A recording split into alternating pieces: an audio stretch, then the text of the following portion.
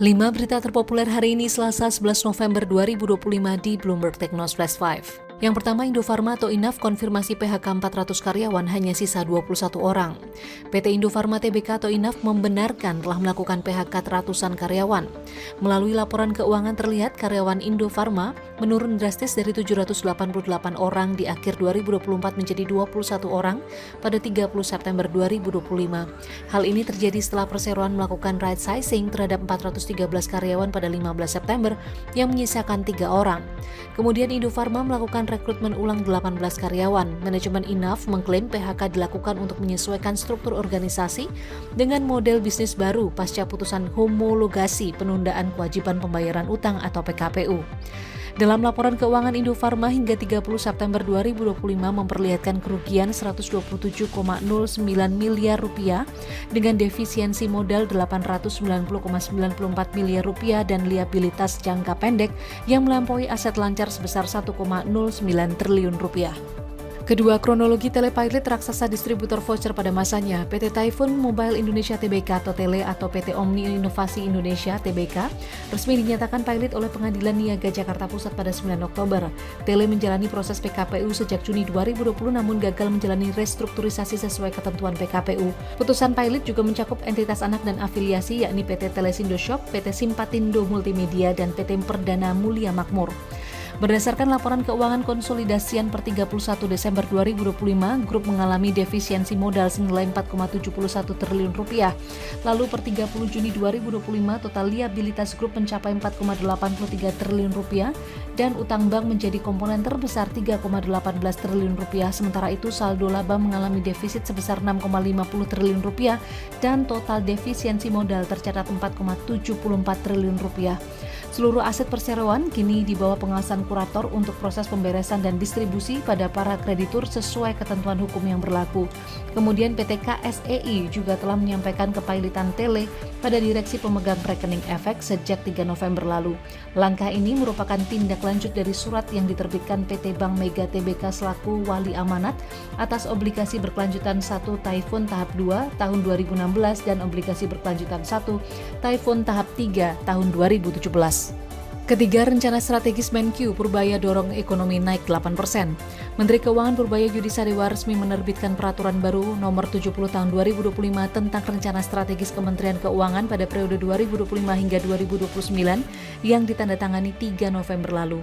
Belait ini juga berisi sasaran target pembangunan nasional dalam kurun waktu 5 tahun tersebut dengan ambisi pertumbuhan ekonomi 5,3% pada tahun ini hingga mencapai 8% pada 2029.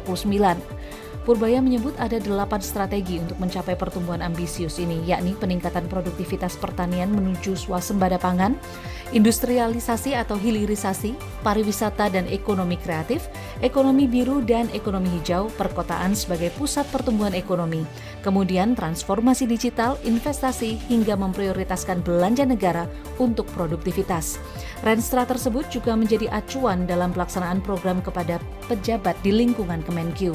Selain itu, sebagai langkah konkret, kegiatan prioritas utama disusun dengan memperhatikan kontribusi dari berbagai pihak baik KL, pemerintah daerah, BUMN swasta, dan stakeholders lainnya. Keempat, 24 perusahaan terpapar radioaktif di Cikande, CPIN hingga pabrik Nike. Kementerian Perindustrian melaporkan terdapat 24 perusahaan yang terkontaminasi zat radioaktif cesium-137 atau CS137 di kawasan industri modern Cikande Industrial Estate atau MCIE Serang, Banten.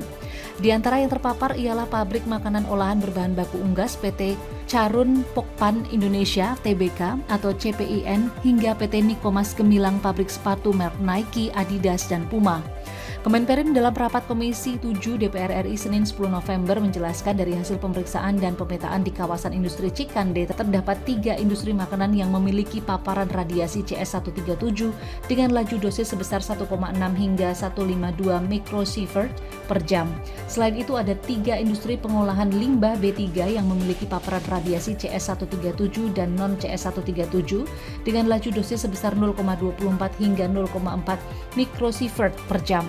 Kemudian ada juga 6 lokasi timbunan yang memiliki paparan radiasi cesium-137 dengan laju dosis sebesar 11 sampai 10.000 mikrosievert per jam. Terbanyak ialah 15 industri peleburan logam yang memiliki paparan radiasi CS137 dan non-CS137 dengan laju dosis sebesar 0,18 hingga 700 mikrosievert per jam.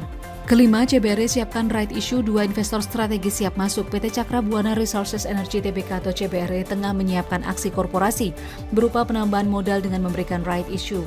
Dalam aksi ini, CBRE akan menerbitkan 48 miliar saham baru dengan Rp25 per lembar saham. Dalam rencana right issue, CBRE juga menyiapkan opsi konversi bagi pemegang promissory note atau PN untuk mengubah pinjaman menjadi saham perseroan.